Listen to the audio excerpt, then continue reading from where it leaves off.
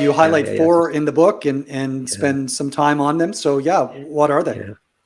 Just so again, somebody might have a different list, but I think consensus has been coming closer to our way of thinking. Roughly speaking, value, momentum, carry, and defensive. And I sort of stereotypically and sort of glibly say it's like buying cheap, buying last year's winners, buying high yielders, buying the boring stuff, selling the other side if you can do long, short, and then ideally with style premia, do it in many different places, different asset classes, and so on to get maximum diversification. So that's sort of the broad idea.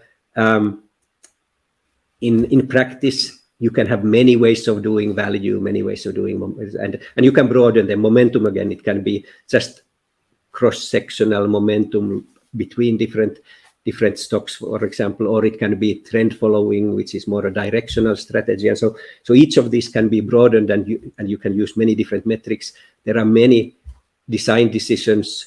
In general, I say that you wanna try to harvest many of these rewards, but then you want to also hedge away something. Like if you can do the long short, you get much better diversification, and so hedging some unrewarded or undesired risks is good. But again, this gets to very geeky stuff then on how to design these things better. But something that I mentioned that I want to emphasize is when you can do these things in many different asset classes, and historical evidence supports that you can, I don't know, well, it certainly makes me more confident that there's something real in there, that they just, anywhere we study, they seem to have worked in the long run. And second, when you do them in many different places, you get that extra diversification dimension, which is great. Yeah, I agree.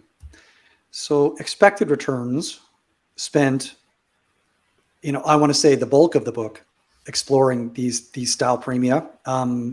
And, for me, that was my first in-depth exposure to a lot of these concepts.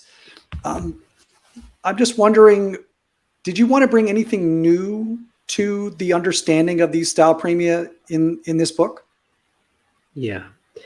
So partly it is an update extension there. We have got 10 years more data, and actually some really good years and some bad years, and I'll get to that because that matters. And there have been long new histories because people have basically extended these. Like we have a study of century of style premia. Others have taken some of these premia where possible back 200 years. So you can say that that's irrelevant. World has changed, but I do think that it is very nice if you find that these things are just robust, not just wherever you look at, but however far back you look at them. That's roughly the case. So I think that's good. Another thing that we studied quite a bit in 2010s, and I wanted to share, is sort of macro sensitivity analysis. So in general, we find that these long short premia don't have much macro sensitivity, and I think that makes them even better diversifiers. And the whole theme of their diversification benefits, I of course mentioned in the first book, but I didn't talk too much of portfolio construction, so I didn't highlight it as much. I do think that it's very important to that's really maybe the beauty of them, that you get really many sources of long run rewards by looking at both style dimension and asset class dimension. So that's a big plus, but then there are minuses, there are challenges, lots of leverage required. I didn't quite get it and highlight it as well, I think, in the first book.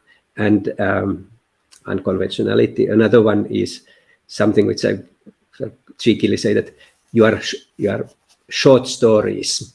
So, and the basic idea is that superior diversification often means that you are lacking narratives, and we are sort of greedily looking at some great storytellers, and it's sort of, I think, part of the package that you just can't have as good stories here. Anyway, so those were some things that I brought in. And the last thing I do want to emphasize is that because there were also, it's not only because of those. I mean, we started to write about the importance of investor patience already, like I don't know, 2013, 14, and so on. But I think that has come home even more strongly, that that it is important for any investor, not just in this premium, but any investment, ask, how can I sustain my patience in whatever investments I'm making through their bad times, which are typically longer than people have patience for. And there is this, again, Cliff has talked about this importance of stickiness, and I highlight it throughout. I tell that I believe in style premia, but you have to figure out whether they or something else is things that where you can have patience and you can stick with. I give as much evidence as I can to make it, encourage that belief and patience. Also the stories why these things work. Also addressing questions like, could there be a data mining problem? Has the world changed? Who is on the other side? All kinds of questions that sort of come up in bad times more than in good times. So I provide some, I think, ideas how in general organizations can cultivate better patience, because again, I think it's not just for this, for any investment that is crucial. Anyway, so those were things that I hadn't covered so well, and I wanted to bring new emphasis in this new book.